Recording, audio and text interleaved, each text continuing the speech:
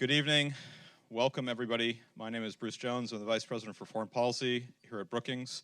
I'm delighted to welcome you all here for this very special event, this evening's talk and reception and book signing.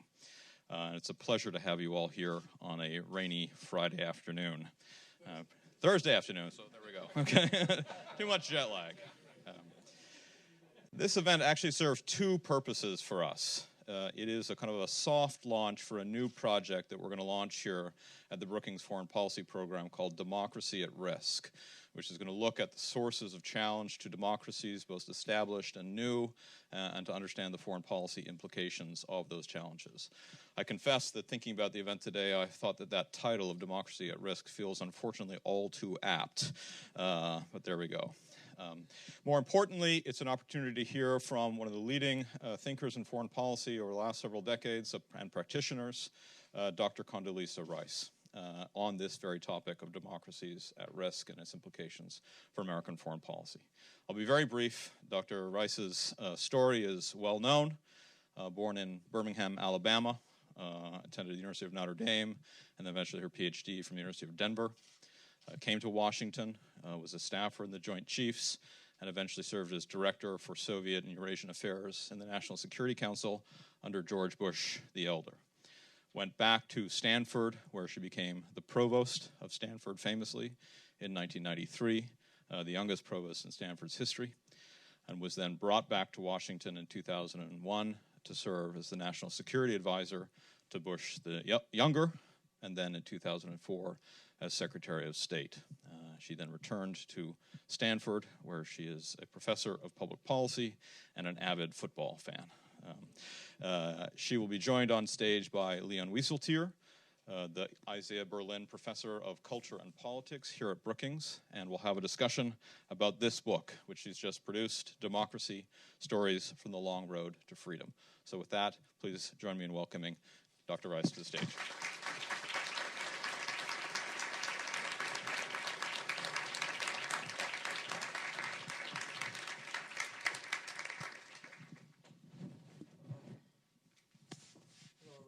Oh, did it work? Yes. Good weather to be discussing democracy, don't you think? I'm very, very happy to have the opportunity to speak with my old friend Condi Rice. In fact, what you'll basically not be hearing us, you'll be overhearing two friends talk about what we've been talking about for more than 3 decades. And what I want to do, Condi has just written this very significant book on democracy. It's a mixture of a memoir and a kind of historical conceptual analysis. The memoiristic and the analytical are mixed very, very skillfully.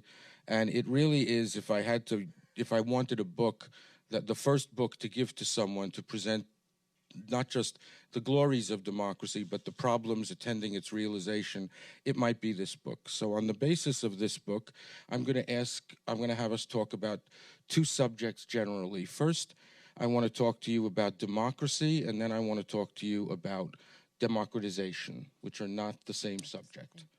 You know, I think it's by now no longer controversial to suggest that we are living in the age of an ascendancy of authoritarianism.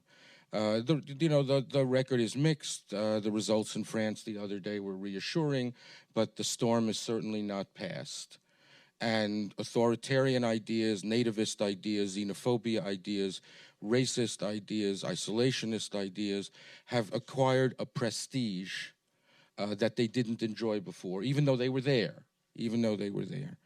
I was reading just the other day an old lecture by Thomas Mann. He traveled across the United States in 1938, coast to coast, and gave a lecture called The Coming Victory of Democracy. It was a very famous lecture in its time, and in this lecture he said that democracies should put aside the habit of taking itself for granted. He said that democracy is characterized by what he called self-forgetfulness. And certainly that was true in the breakdown of democracy in the 1920s and 30s. I wondered, would you say that our democracy or Western European democracy has likewise been characterized by self-forgetfulness? Well, thanks very much. And first of all, thank you very much to Bruce and the Brookings family for inviting me to be with you. It's always a great place, and you're all thought leaders. And so thanks very much for having me here. And thanks, Leon, for having this conversation. I do believe that democracies can engage in a kind of forgetfulness because it's very easy to take for granted this really rather fragile and somewhat mysterious thing that we call democracy.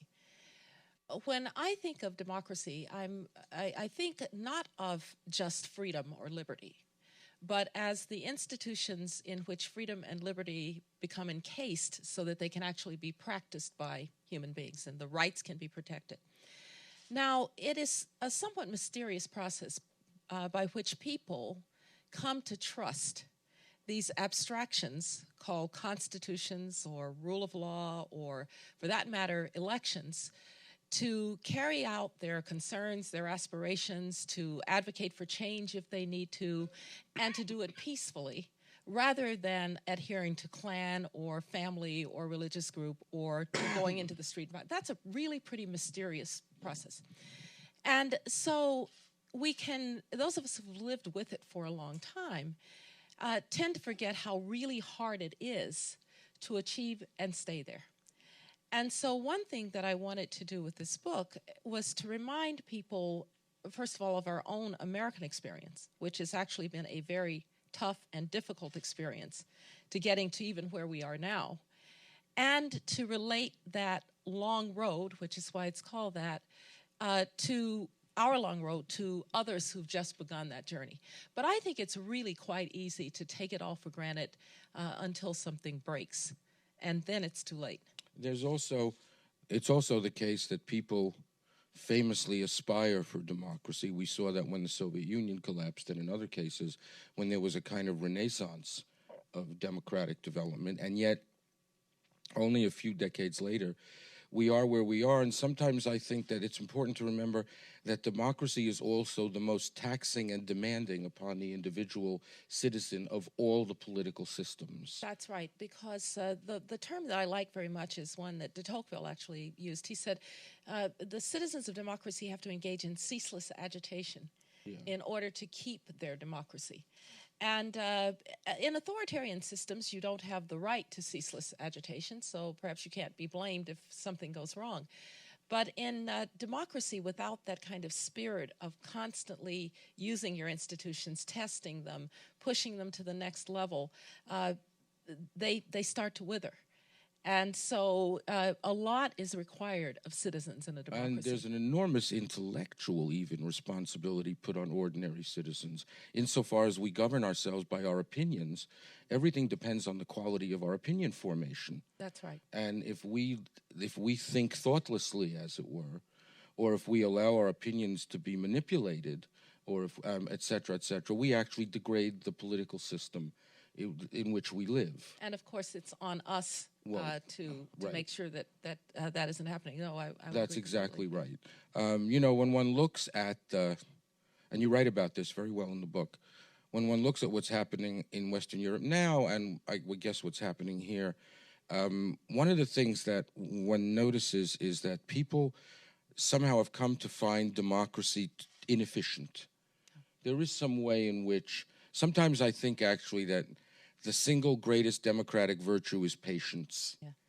Because, not only because of the complexity of the issues and the complexity of the structure of governments that are required to address these issues, but also because if you are going to have checks and balances, you are going to slow things down to the point at which citizens may find their governments emotionally unsatisfying.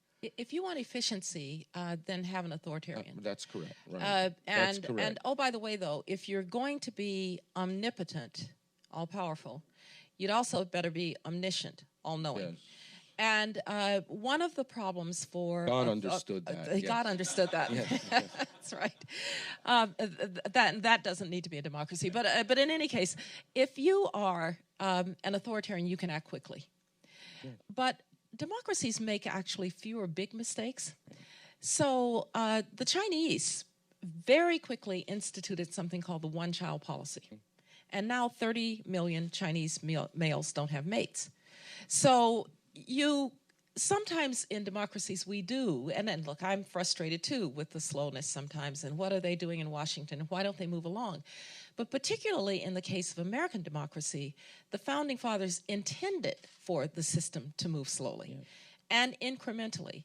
Madison was famous for saying that nobody should ever permanently lose in a democracy. So the first time we have a policy dispute, maybe I'll win that round, but I don't want to completely defeat you because I'm going to need you the next time around when we move to some other policy issue. And so, of course, it can be frustrating, but far preferable to the authoritarian who is omnipotent but not really omniscient. Right. Well, here we may be breaking new ground in this taxonomy, and we may develop a kind of bumbling authoritarianism. Well, that's the other problem, of course. We criticize democracies as inefficient. But the only two examples people will give you when they say, but you know, authoritarians, I have a chapter in here that says, authoritarians so bad. Well, it was meant to be a rhetorical question. Yeah. Yes, they're bad. Yes. But the two examples that people cite to show that, well, they're actually not so bad are China, the largest country in the world, where I would say the jury's still out, and Singapore, one of the smallest countries in the world, which actually happened to have the good fortune of having an extremely wise man named Lee Kuan Yew, who managed to govern wisely. They forget about all of those authoritarians that aren't so good. Just ask people in Zimbabwe or in Caracas or Malaysia, for that matter, which is neither free nor prosperous. And so we tend to grade democracies much more harshly than we do authoritarians. Well, in our knowledge, I mean, scholarship has shown over the last 50 or 60 years that in the old debate that characterized the Russian Revolution and others about whether political liberty, political equality, or economic equality, which should come first, we now know that you can't even dream of economic equality unless you have political liberty. Right. Absolutely. I mean, I think that debate has been settled. Well, and I think we're starting to see in China, for instance, which again, let's give the Chinese credit. It's a country. It's a country that has achieved to this point prosperity as its source of legitimacy. So it's lifted hundreds of million people out of poverty. People have come out of the rural areas. I first visited China in 1988. Beijing was a bunch of horse carts, a lot of bicycles, and a few automobiles. Right? That's not Beijing today. They have made a very successful transition from totalitarianism, everybody in their Mao jacket, everybody with their little red book, to authoritarianism, where Alibaba exists as a powerful company. But we would be mistaken to think that that journey is finished. And when they now start to look for a different kind of economic development, one that's supposed to be based on creativity, one that's supposed to be based on markets, now the top-down authoritarian command political structure comes into conflict with an economy that and hobbles. And so that jury isn't completely decided either. That's right. We could extend the discussion of this particular theme. I wonder if we come back to the situation here in the States. I sometimes think, you know, we've talked a lot about polarization in this country in the last 8 or 10 years, and we're infamous for gridlock up here. And one of the major parties, well, actually your party, never mind, but one of the major parties has made a kind of theology out of the hatred of big government. And sometimes I wonder whether the hatred of big government and the strategic creation of gridlock wasn't in fact partly responsible for the alienation of so many people in America from some of the democratic workings of our system. Well, possibly. Because they actually came to hate. They came to hate, the government that was established as a strong central government by our Constitution. But not so strong. I mean, it was established as strong for the time. And it was certainly stronger than the Articles of Confederation. But let's not forget that the Founding Fathers put the federal government, after a brief time in New York, they put it in a swamp between Maryland and Virginia. Which we're draining now. Right. Yes, yeah. And they all went home to the state houses where they expected things to actually take place. So one of the answers that we have to gridlock in this lovely, fair city in which we sit today is federalism, is the ability of the states to act in realms that the federal government doesn't enter. Even though the accretion, obviously, of federal power over time is notable, we still have federalism as an answer to gridlock at the center. And I think sometimes people forget that when they talk about governing. Those of us who live 3,000 miles away from California are less likely to forget it. Yes. Though I found myself in recent years more and more in discussion with Republican and conservative friends, just insisting, and I thought it was an utterly uncontroversial thing, that government, and even strong government, is one of the most beautiful creations of civilization.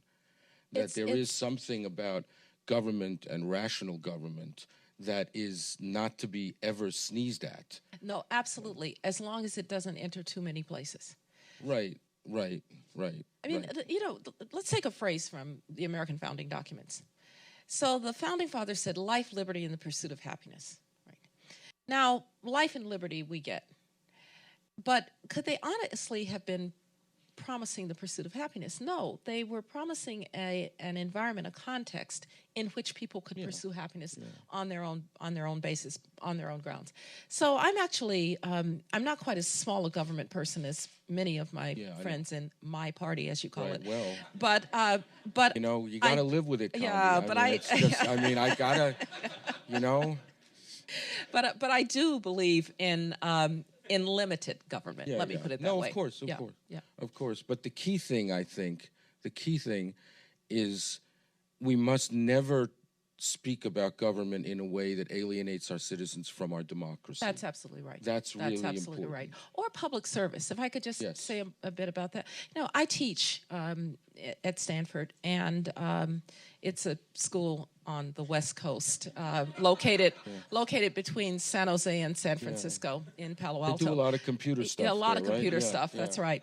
But one of the really troubling things that I'm seeing in my students is that they will actually come to me and say, should I try to do public service? I mean, should I try to be in government? We've so degraded the notion that public servants are actually people who are trying to do good. And we so assume that anybody who goes into public service must be doing it because eventually they want to come out and be wealthy. There are a lot better ways to do that than to go into public service. And so I say to them, I hope you really will go ahead and serve, because you get the democracy that you deserve if you're not prepared to. So your point about using language about governing that is antithetical to bringing people into the democracy, that's absolutely I would add to that, what I would add to the wise advice you gave them is that they should recognize that sooner or later the finest public service has to happen in public institutions. Right. Because one of the things I've noticed, say, about young people is that they want to improve the world, but they want to improve it in a way that allows them to get around the institutions of politics or government. That's right. And the truth is that it's good to work in a village in Africa for a year or two. I'm not in any way gainsaying that. But the discreditation of institutions is actually one of the things that brought us to our present political impasse. If you listen to Trump's inaugural address, it was a text. We could give a seminar on it. It was a state-of-the-art populist, we'll get to what populism is in a minute, argument according to which there are the people, here is the leader, the people are one homogeneous thing, they know what they want, he knows what they want, but thwarting them both and intervening and disrupting their beautiful direct communication are all these institutions of politics and government. And we have to actually make institutions glamorous again in some way. Yes, but we also have to make them work, right? And I think that one thing, if you want to get to the populist issue, let's talk about it. I think that one thing that has happened is that what do populists do? Well, populists give you an explanation for why you're not succeeding. And it's usually an other-based explanation. So you're not succeeding because of some other force, the illegals, or the Chinese, or the big banks. Yeah. And then you have to ask, well, what makes the ground fertile for populists? I started this book more than 3 years ago. I had no idea it was going to sort of be dropped into the current circumstances. Yeah. But as I was finishing it, I wrote a little epilogue called 2016. Yeah, you did. Yeah. Because I think that what happened in 2016 is, with Brexit, with our own election, with the shockwaves across Europe, we were having what a friend of mine calls the "do you hear me now" moments from people who felt that they had been left out of the system. And by the way, elites who denigrated their values, denigrated who they were, told them they ought to divide into ever smaller identity groups with their own narratives and their own grievances, and basically they kind of got mad. Now, the good news for democracy is that they still perceived that they could go through those very institutions to change their circumstances. So that's good news for democracy. The bad news is that even if populism it begins to stabilize. So people look at Macron winning in France and they say, oh, thank goodness, everybody's relieved. The populists have changed the conversation a lot, just by their very nature, just by being there. Centrists no longer defend free trade. Centrists no longer defend immigration.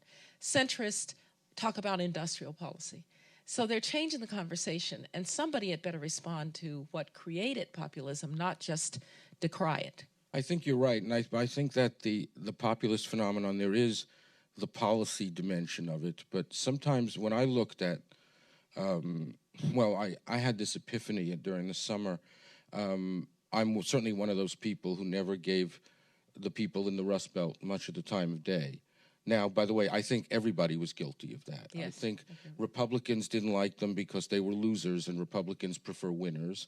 And Democrats didn't like them because they were culturally so embarrassing. They just didn't want to hear about them. But one night when I couldn't sleep, I turned on Turner Classic Movies, and The Deer Hunter was on. And I watched the first hour of that movie, and I went, right, that's what I was missing. But I think that what happened was that by the time we paid attention to these people, their frustration and their fear of disappearing had grown so great that their politics had left the realm of policy into the world of psychology and identity. In other words, this is what Clinton didn't understand, that these people wanted validation and recognition and affirmation, and not necessarily an earned income tax credit, even if it was good for them. Yeah, good point. Yeah. Even if it was good for them. For 100 years, Democrats and liberals and a long time ago socialists were always puzzled by why poor people vote for reactionary governments, which seems to be against their own economic self-interest. And the answer is obviously that they don't always vote on economic grounds, that politics is something deeper than that. Well, and it had a global dimension too, because those of us who favor the kind of liberal order that was created after World War II, free peoples, free economies, free trade, international economy that's integrated and growing. Those of us who favored that forgot that there actually are people who don't win in that system. And so I'll have a student at Stanford in the Graduate School of Business, and they'll have roughly this profile. Born in Brazil, went to college at Oxford, had the first job in Shanghai, now's in graduate school in Palo Alto, next job is going to be in Dubai. And they move seamlessly around the world. And they're perfectly comfortable in this kind of global elite. And frankly, we're all a part of that. Most people never move more than 25 miles from where they were born. And so there was bound to be a kind of culture clash eventually. And so I think you're right. It wasn't just the economics of it. There was something deeper. And because it's something deeper, economic growth will help, but it won't solve the problem. And I would turn the screw one more time and say that precisely for that reason, the debate we're going to have, that the Democrats are already having, and I think they may be coming out at the wrong end of it or might, is whether or not the moral failings of globalization or of capitalism delegitimate it entirely in some way. What worries me is that, in other words, we can add worker protections to our trade deals and still make trade deals. But there are those who are now so understandably indignant at economic inequality and some of the consequences of globalization that I hear, especially among young people, resurgences of good old-fashioned Marxist class warfare kinds of analyses in which we are going to have a debate about capitalism. Now, I hear those too, and I think it's mostly people who didn't actually ever visit the Soviet Union. Well, yeah, and I would put a lot of my kids in that category. But the only thing worse than undialectical materialism is dialectical materialism, exactly. But I want to return to this problem of what do we do about it. So, one thing that America has always had an answer is that we mobilized human potential really well because you were not a prisoner of the class into which you were born. And the key to that was everybody had access to a high-quality education. Right? So now, if I can have a high-quality education, I can move up, and even if I'm not rich, I think my kids might be. And it has kept us, actually, from too harsh a critique of capitalism. Today I can kind of look at your zip code and I can tell whether you're going to get a good education. So it's a little harder to say it doesn't matter where you came from, it matters where you're going. And so while I'm fully one who believes in American engagement in the world out there, and I make the case in the book, I'm also a believer that there are a few things we have better worry about back here. And you start with, don't create any more third graders who can't read. Yeah, absolutely. You mentioned earlier that it was one of the objectives of the founding fathers to slow democracy down, as it were, and they did so when they rejected direct democracy in favor of representative democracy. What do you think, in your view, because sometimes I have a very dim view of populism myself, and one of the reasons I have that is because I don't see a significant difference between populism and direct democracy. That is to say, insofar as the system that we have here, that was created here, requires deliberation, right? Then the emotionalism, however warranted by circumstance, I mean, no one's telling them not to feel what they feel. And by them, I mean everybody who's got a grievance.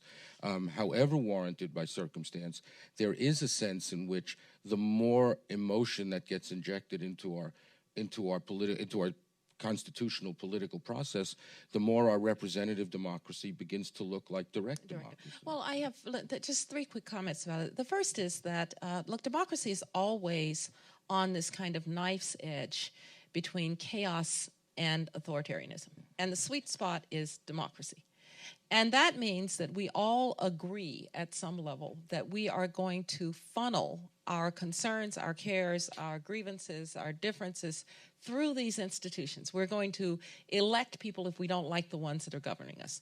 We are going to go to court if we think we've been wronged. We will go all the way to the Supreme Court if we think you've violated my rights. And so we've always channeled these grievances and differences through these institutions. That's what makes democracy. And by the way, that's why liberty and freedom and democracy are not the same thing at all. So when we are doing that, democracy works. Now, we face second point is we face a couple of new challenges to that. One is that because of social media, which I like very much, and like you, I actually have a Facebook page and all of that.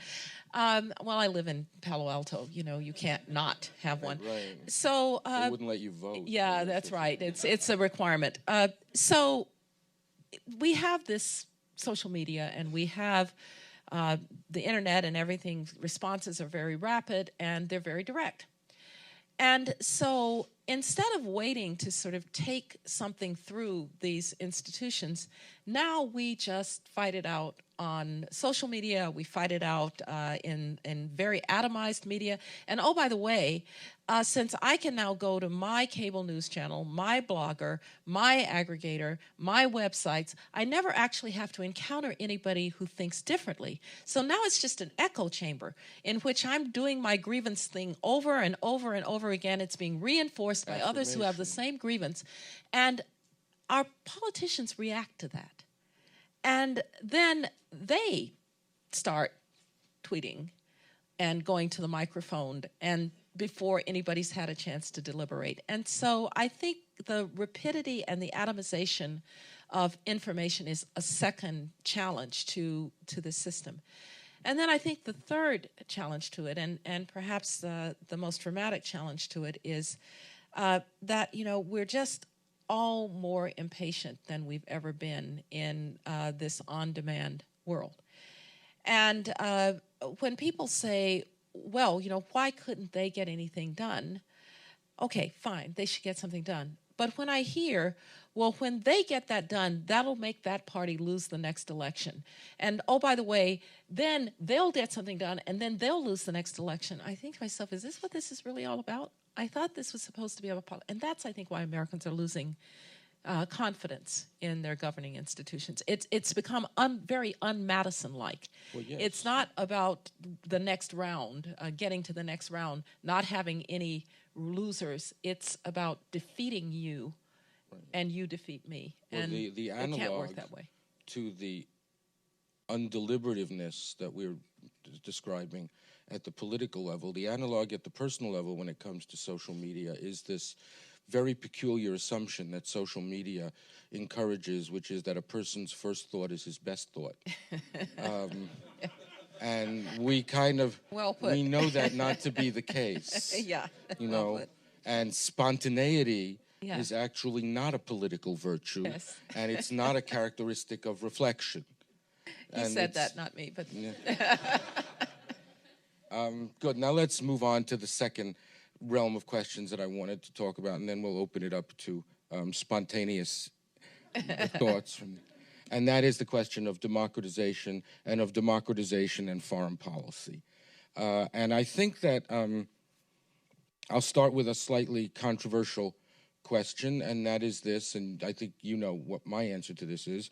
The question is, should democratization be one of the pillars of American foreign policy? I ask this question, I should state that my assumption is that over the last 8 years, the place of democratization has been demoted in our foreign policy. You worked for a president who had something called the Freedom Agenda. The consequences of the Freedom Agenda are infamously controversial, as you know. It led to some very, very disputed and contested policies. But there was something called the Freedom Agenda. President Bush's successor, President Obama, for various reasons that we don't have to go into now, at least by my lights, was content to demote democratization so that we had essentially a kind of realist foreign policy with a patina of moralistic eloquence. but it was really, and so my question, I know, I say this That's very eloquent, you know. Well, you know, I'm in that business, Candy. Right. I mean, it's just, but my question to you is, what should be the place of democratization in American foreign policy? Well, I'm a firm believer that the United States, which is an idea, we're not a nationality, we're not an ethnicity, we're not a religion, we're an idea. And that idea is that human beings reach their full potential through liberty, right? And that can't be true for us and not for them.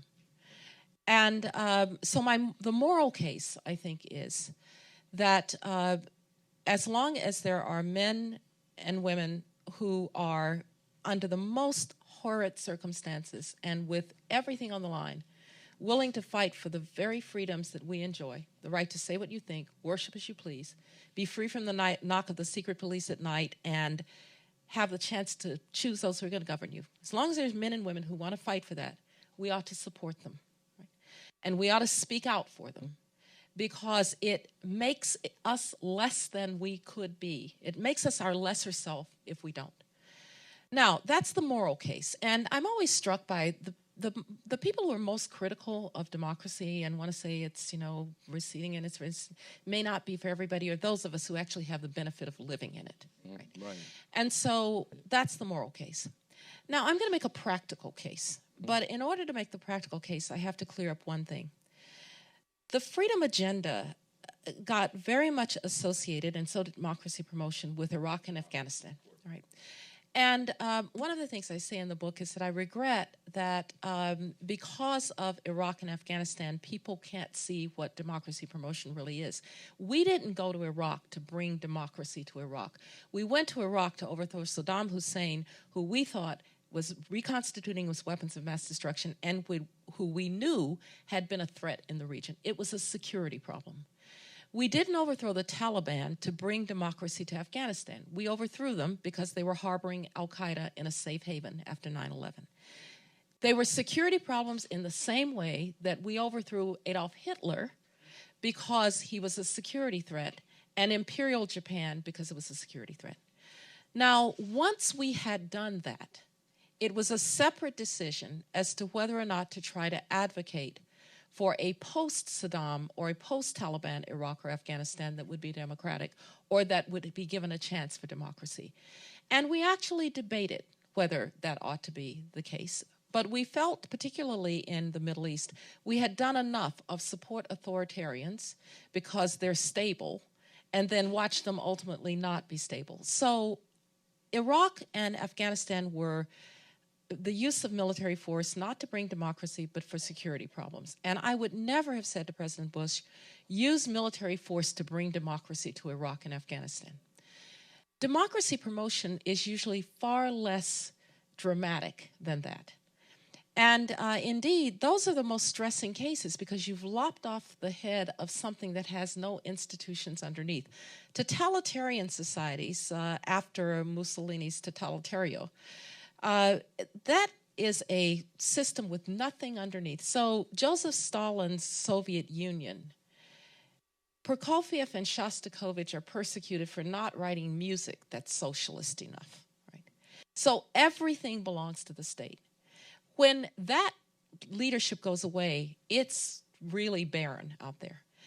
But most of the cases, and I cite some of them in the book, when you look at a Colombia, what did we do there? We helped them come back from failed state, recapture their territory, and democratic security, which is what Uribe called it, has reestablished Colombia as a stable democracy. Kenya, they have a bad election in 2007. I go to help Kofi Annan to find a way for the Kenyans to get to a power-sharing arrangement. The next time they have a contested election, they go to the Constitutional Court. That's democracy promotion, not 1,000 people don't die. It's what we did in Liberia to help them after their civil war, and I can cite countless cases of that. So usually the demands are much less than what we now associate with Iraq. So now let me briefly make the practical case. I've heard a lot about realistic. Well, realism, which is actually in political science, means there are just states out there in the international system, and they're basically billiard balls, and it doesn't matter what's inside of them. What matters is how big's the billiard ball, how much power does it have. That's what matters.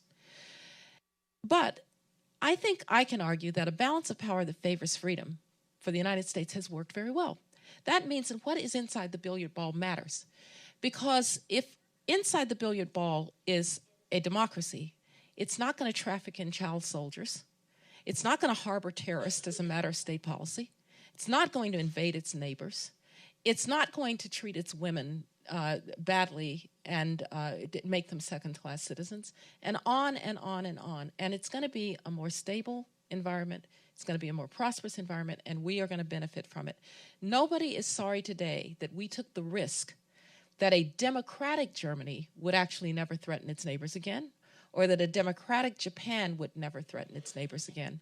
And so given the rather actually modest investment that the United States has to make in helping those men and women who are still fighting for freedom, we ought to do it.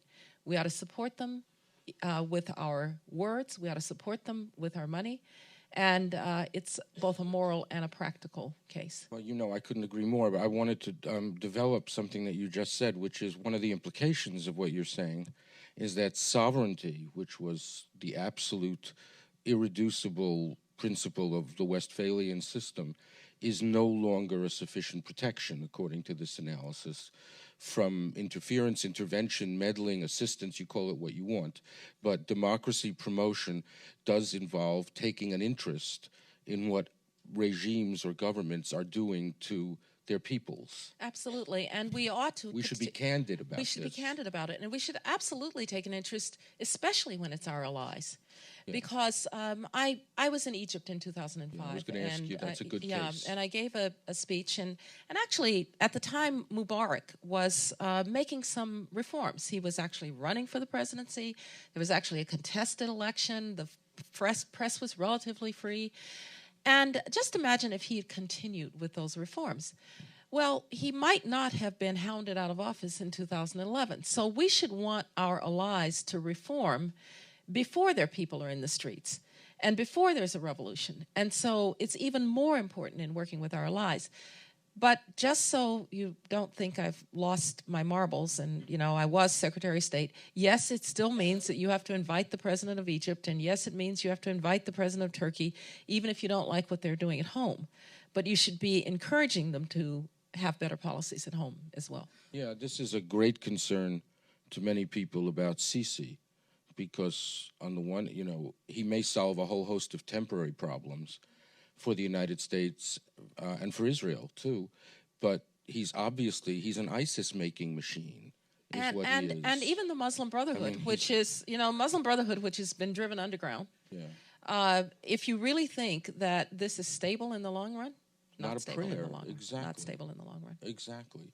The other word you used that I found that I absolutely concur with, that is absent from the discussion of democratization as a objective of our foreign policy, is the simple word help.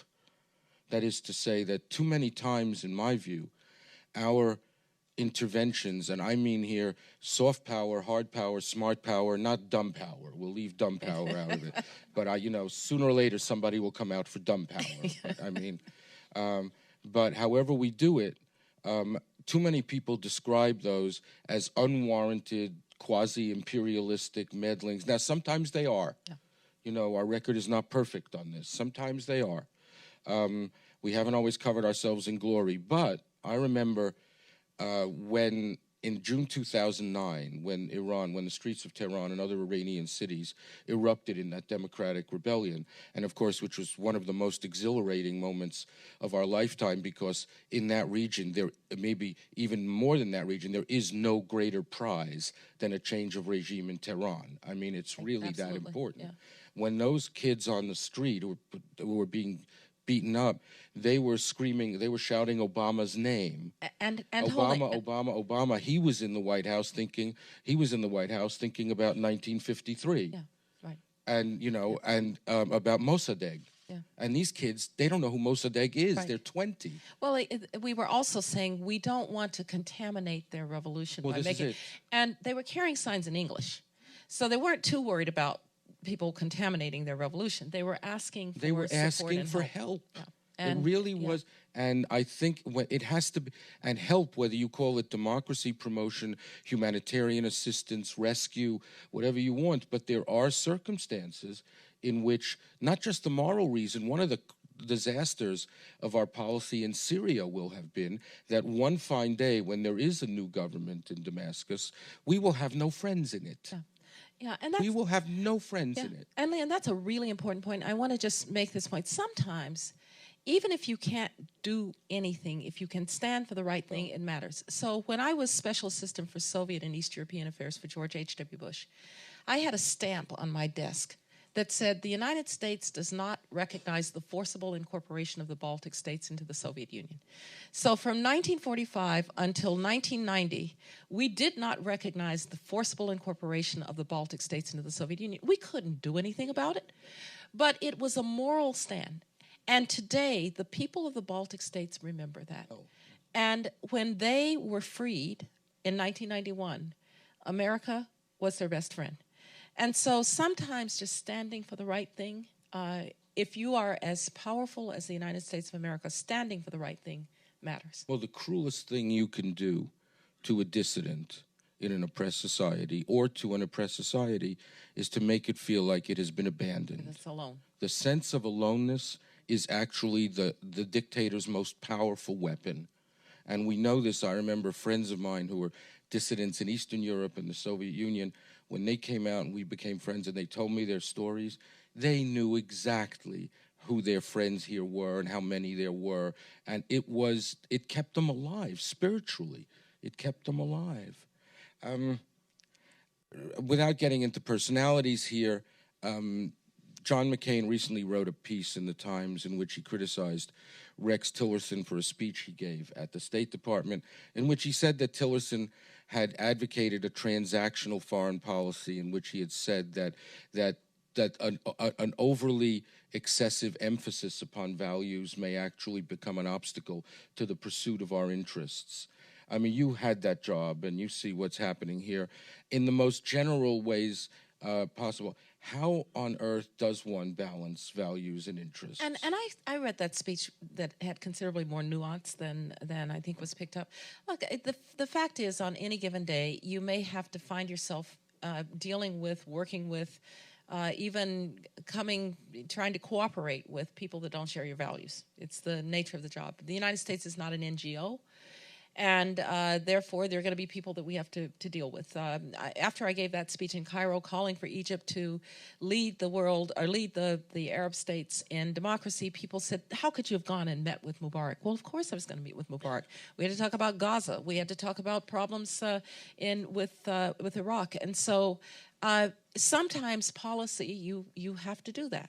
You know, I didn't exactly love sitting across from Muammar Gaddafi or from, Bashir in Sudan, but sometimes you have to do that.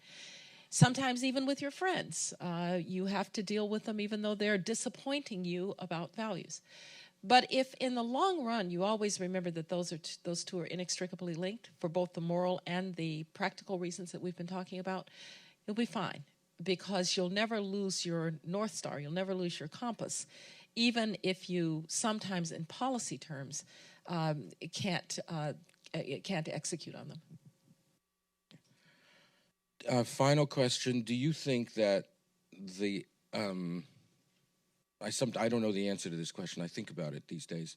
Do you think that the loss of interest in recent years on the part of the makers of our foreign policy and democracy promotion has anything to do with the loss of prestige of democracy in the West or in other places? Well, I don't doubt that. Yeah, I look. You know what I mean. I do. I think there is. First of all, there's a little bit of almost embarrassment. Well, who are we to talk to people about functioning democracy? Kind of look at us and so forth and so on. And I've even had some friends abroad say, well, the United States, I mean, really? You're kind of a mess. And I say to them, yeah, we are not perfect. We struggle. We make mistakes. We yell at each other. It's cacophonous. Sometimes we don't get things done.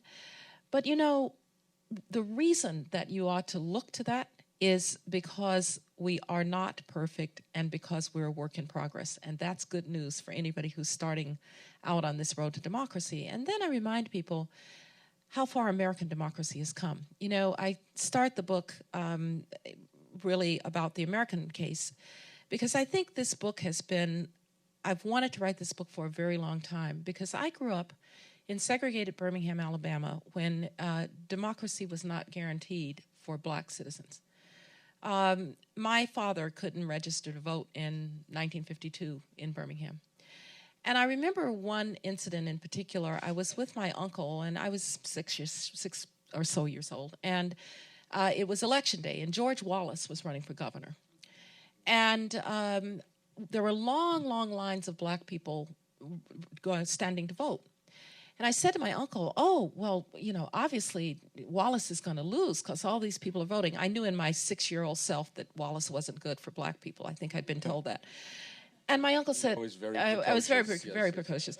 Yeah. And my uncle said, no, he said, we are a minority, and we're a large minority, he said, but Wallace is going to win. And I said, then why do they bother? And my uncle said, because they know and they believe that one day that vote will matter. And I never forgot that. And as I saw people standing in line in South Africa or in in Iraq or Afghanistan or Liberia or Salvador, I would think to myself, somehow they know that one day that vote will matter. It might not be tomorrow, but one day the dignity of that vote will matter. And if I look at our own progress, I think about a country in which that wonderful Constitution once counted my ancestors as 3/5 of a man. And yet I still stood there under a portrait of Ben Franklin in the Franklin Room at the State Department and took an oath of office to that Constitution, sworn in by a Jewish woman Supreme Court justice named Ruth Bader Ginsburg. And I kept thinking to myself, what would Ben think of this, right? So we both, right? What would he think of this? We both got our revenge that day. Yeah, exactly. Yeah, we got our revenge. So, someday it'll matter. And when people say to me, well, they aren't ready, yeah, they need to get started, and we need to help them. That's right. And it is also important to remember that democratization is not an event, it's an era. It's an era. It's an era. It's a long, It is not an event. It does not take place overnight. That's right. It didn't happen that way in the West. It didn't happen here.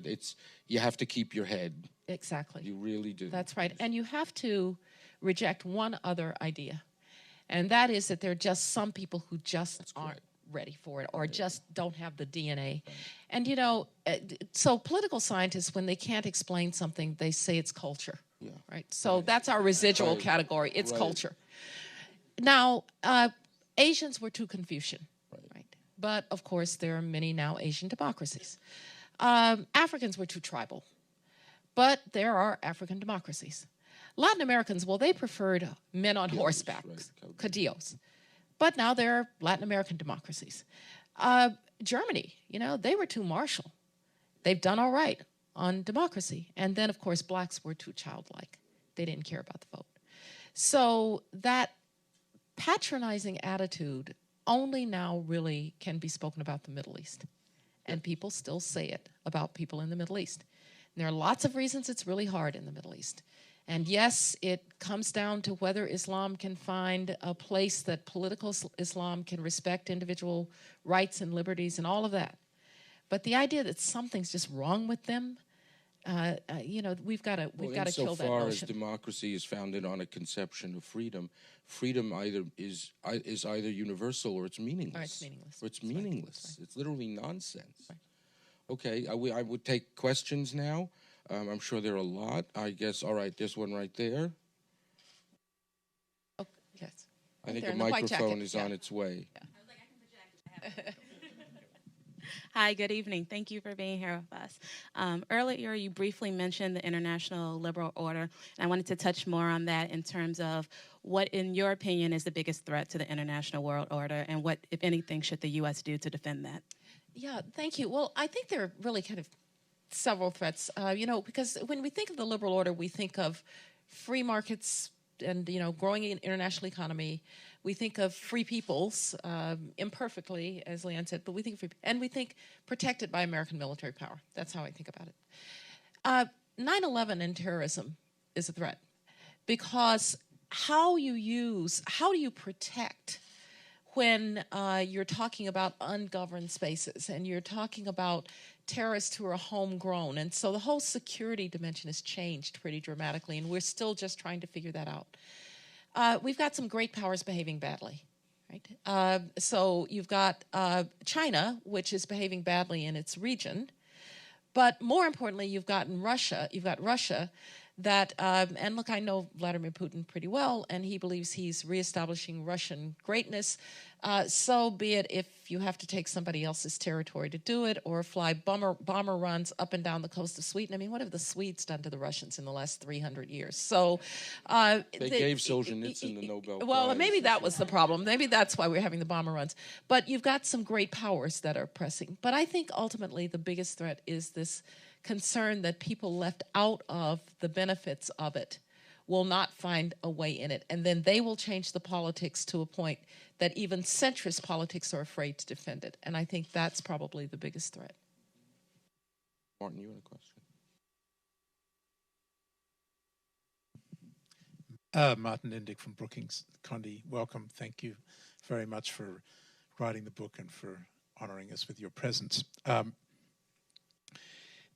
want to focus on the Middle East. You had a lot of exposure to that, and there are two particular instances. One that you lived through, which was while you were in office, which was the Palestinian elections, which produced Hamas, won legitimately, and then we turned against that result and would not accept its legitimacy.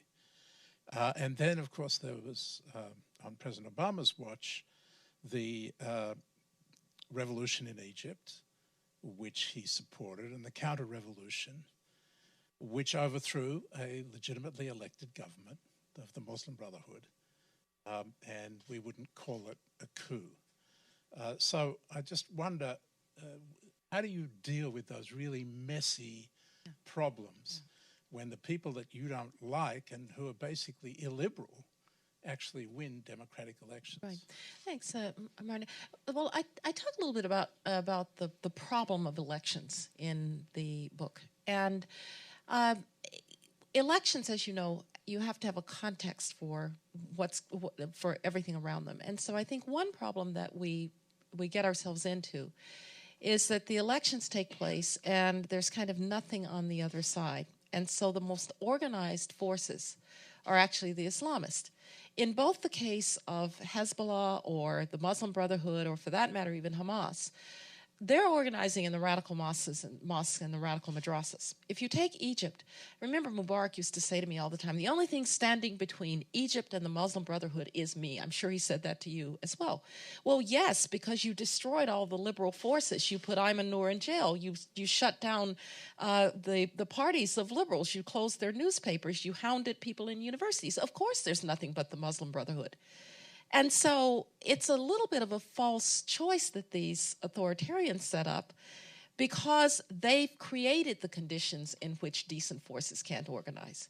So my first answer would be, let's try not to get to that place where the only choice, the only organized choice, is an illiberal Islamist party that is going to then act in an undemocratic way. Secondly, one of the mistakes I think we made in the Palestinian election is we should have, and we wanted to, by the way, and we had the entire quartet, Russia, the United States, the UN, and the European Union, behind the idea that if you're going to participate in an election, you have to disarm. Armed militias should not be participating in elections. But it was Abbas who didn't want to do that, because he said, I will be saying Hamas can't participate. So that's a second principle that I think you ought to follow. And the third principle is, if in the final analysis, oh, by the way, on the matter of having more people in the mix, Tunisia is an example of Islamists who are contained in part by a national labor union that has real roots in the society, women's groups that have real roots in the society, so they can't pull the kind of Muslim Brotherhood trick on democracy. But the third point is, you know, if it happens, and after all of your efforts, an illiberal force wins, I think we recognized the legitimacy of Hamas's election, but we said, you know, that doesn't mean we have to fund you, and it doesn't mean that we can't organize the international community to quarantine you, and that's what we did. And in 2007, the reason they launched that coup is they were in real trouble in Gaza. Because as a Palestinian friend of mine said, they suddenly, when they were governing, showed that they didn't know how to run the sewer system either.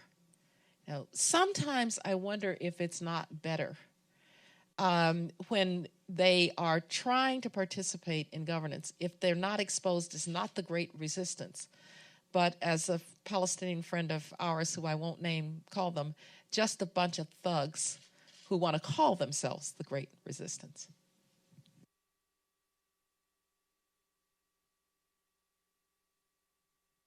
Hi, Dan Yergin, Brookings trustee. This is a question I'm sure you've thought a lot about at this troubled time in relations with Russia. Given your knowledge of Russia and Putin, what's the path forward? Well, yeah. Well, I want to make a point about dealing with Russia under Putin, and then I want to make a broader point about Russia. Dan, you know better than even I. This is an extractive industry syndicate. That's what Russia is. Personal power, political power, power of the state, oil and gas and minerals, and a little political violence thrown in, and a highly aggressive, assertive foreign policy. I find it hard to believe that you're going to find much in common with that profile. But it's also a power that you have to find some areas of cooperation if you can. And I think there are actually two. One, I think people will easily agree. One, I may get some pushback. The easy agreement is if a North Korean, if a kind of unhinged North Korean leader gets a nuclear weapon that can reach Alaska, it can also reach Vladivostok. So how about we figure out a way to deal with North Korea? I would think that would be something the Russians might even be interested in. When it comes to Syria, the sad fact is because we didn't act 4 or 5 years ago, we don't have real leverage on the ground. They do. That war needs to end in Syria. It is a humanitarian disaster. It is straining Lebanon and Turkey and Jordan. It is changing the face and the politics of Europe. It's got to end. And Moscow can end it. Now, one reason that I think the strike by President Trump on the Syrian air bases was useful in a lot of ways was it said to Moscow, you know, we're a little bit back in the game here. And are you really sure that you want to put all of your eggs in the Assad basket? Because I don't think the Iranians and the Russians are necessarily on the same page here. The Iranians want Assad. I think the Russians just want their interest protected. And so maybe that's an area, probably not immediately, but maybe that's a place that we can all so cooperate. But now to the broader question. We've got to find a way to isolate Putinism without isolating Russia. Because Russia's future is not Putin. A lot has happened in 25 years since the collapse of the Soviet Union. Russians travel. They work in American and European banks. They are in my classes at Stanford. Middle-class Russians spoil their kids at Toys R Us and buy their furniture at IKEA. You know, there is a different Russia there. When I was a graduate student there in 1979, they looked at their feet. They didn't even look at you. Now, you know, they are proud people. Someplace in here, there is a natural constituency for better politics than they have now. And so I think we've got to keep reaching out to that generation of people and hoping that they find their political voice. Two more questions quickly.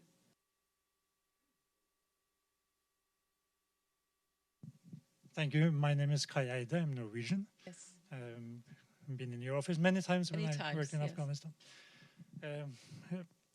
You talked about the pursuit of happiness, you mentioned. And the fact that more and more people, or increasing number of people, want that moment, or do you hear me now moment? So it raises the question also, how do you ensure the pursuit of happiness? And I've spent now a couple of months here in the US, and we'll stay another couple of months. Is in the middle of a debate about the healthcare system. One of the tools, access to health, access to education. When you then look at Europe and the way Europe has organized its democracy, do you see, does that lead you to reflect over how these tools are being organized in the US democracy? Thank you. Well, first of all, Europe is having its challenges, right? I've been in Britain not too long ago and reading about the British National Health Service. I'm not so sure it's the best, the best example of how to organize healthcare. But that apart, what works for Europe works for Europe. The United States is very different. We are far bigger, far more diverse, far more given to decentralization and federalism. And so I think the solutions that we take have to be uniquely American solutions. I'm a big proponent of letting the states resolve some of these problems. What it takes to do something in Alabama or California or Vermont or Texas is just very different. These are just very different environments, and I think it's why state government helps us a lot.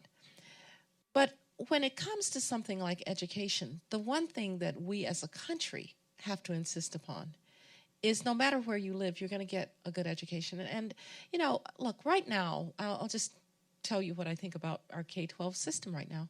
Right now, we have an opt-out system in our K-12 system. If you are of means, you will move to a district where the schools are good. That's why houses are expensive in Fairfax County, and they're expensive in Hoover, Alabama, where my relatives live outside of Birmingham, or Palo Alto. Palo Alto High School, wonderful high school, just built a performing arts center that almost puts to shame the one across the street at Stanford. Right? So there are great public schools if you can afford to live in that neighborhood. Others send their kids to private schools. So who's stuck in failing neighborhood schools? Poor kids.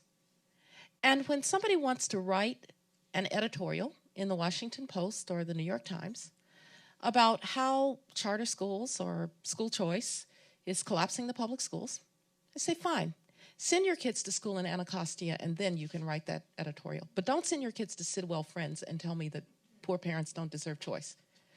So I think this is the civil rights issue of our time, is access to high quality education. Because without it, you're done. And by the way, then our democracy is going to be done, because we're going to be two societies, one capable and one not. I think we have a human potential problem along the continuum as well. We are producing 18-year-olds and 20-year-olds and 21-year-olds with community college degrees and college degrees that have nothing to do with the job market. So how about we do better at a skills jobs match so that people can actually find a job? Not everybody needs to go to a four-year college. And oh, by the way, universities are whistling past the graveyard on technology. Because if universities think that people are going to continue to pay $50,000 a year to go to camp when they can do the first year online, so these are ways that we can, I think, improve the educational landscape. And then you've got to retrain people and all of that. But my first answer to the pursuit of happiness is arm somebody with a high-quality education, and they will be able to pursue happiness. I hope that those populists, wherever they may be, who promised people that life was going to get better, they gave them the wrong prescription, the wrong diagnosis. It wasn't those people that are taking your jobs. It's a country that hasn't paid enough attention to its human potential, and that's the first thing we've got to do. And by the way, then we'll be confident enough to act on behalf of others. Yes. Yes, sir. That'll be the last question. Yes, you. Yes, you. Believe it or not. Yes, yes. Yes. Hi, Ms. Rice, Dr. Rice, thank you very much for your service and for your speech today. My question is about another largely American-made democratic institution, the United Nations. I'm wondering what you see as the future, and I know the UN is in a lot of things, but I'm speaking mostly about security and resolving territorial disputes. My hunch is the international order you described, people are okay with the free trade, free market, but the third point you made about America providing the security for the world, I don't know how much support that has. So thank you very much. Thank you. And yes, it's a good point. Well, you know, the United States, the liberal order also had institutions like the United Nations where we were to have shared responsibility for peace and international security. And, of course, it broke down immediately because of the Cold War. And then there was just a brief moment after the collapse of the Soviet Union where it looked like it was going to work again. And now we seem to be back in a situation where the Security Council has trouble acting because ultimately the UN is made up of member states. There really is no such thing as the UN qua UN. It's member states. And in the Security Council, where you have the permanent five, China, the United States, Russia, Great Britain, and France, nothing is going to get through if the interest of one member of that permanent five are somehow at risk. So the Security Council, it's made it harder and harder for it to act. Not impossible. One of the reasons that I think we finally got to the negotiating table with the Iranians was that we got a series of Security Council resolutions with ever tougher sanctions. We've been actually pretty successful in sanctions on North Korea, now the most sanctioned country in the world, even though it hasn't really paid off in terms of policy. So the Security Council isn't impossible, but it's hard. I think we should try and supplement the UN machinery with regional organizations when they can act. I think it's easier to act on North Korea with the Japanese, South Koreans, China, Russia, and the United States than it is with the whole world. And then you go and you present that. I'm watching Venezuela with just alarm. Perhaps the OAS can actually do something in Venezuela with the support of the major powers there. So I think regional organizations are actually probably going to be more effective in terms of peace and international security. And when they have worked things out, they can take it to the UN. The African Union was actually very effective in helping to deal initially with the DROC. So there are lots of examples. I will say to those who want nothing to do with the UN, there are a couple of things the UN does particularly well. One is peacekeeping. Right? It's not perfect, and I'm the one who helped pass the resolution that sometimes peacekeepers get themselves even into sexual crimes against populations, so it's not perfect. But there are peacekeeping missions that have worked brilliantly. Liberia. That peacekeeping mission under a Nigerian general worked extremely well. Even Haiti, the peacekeeping mission worked pretty well. Cote d'Ivoire. Places that American forces don't want to go, to your point that Americans don't want to police everything. And the other thing that the UN does well is some of the agencies. So the World Food Program, the UNICEF. So when I talk about the UN or think about the UN, I think about trying to break it down into its component parts. The most challenged is the peace and international security piece of it. But there are many other things that the UN actually does quite well. Friends, it's my job to tell you now that there is a reception next door, and in 10 minutes, Secretary Rice will be back to sign copies of her book. I want to thank my friend for a very illuminating afternoon. Thank you for coming.